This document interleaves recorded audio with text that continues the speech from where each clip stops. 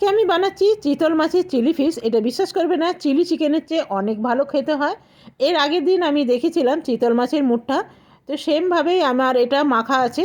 ওর থেকেই আমি কিছুগুলো বল রেখে দিয়েছিলাম, সেই বল দিয়েই আজকে আমি বানাবো। তো যেরকম করে মেখেছিলাম সেই রকম একইভাবে মেখে নিলাম, দিয়ে দিলাম গরম জলে মাছগুলো, দিয়ে একটু বেশ ঠান্ডা হয়ে গেল।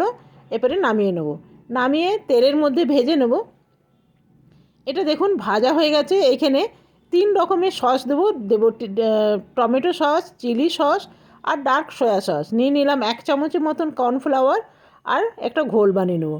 আর এর মধ্যে আপনারা অনেক রকম সবজি দিতে পারেন, তবে আমি দেবো না, খালি দিয়ে দেবো পেঁয়াজ কুচি, ধনেপাতা, কাঁচা লঙ্কা আর এরকম পেঁয়াজ দিয়ে দিলাম।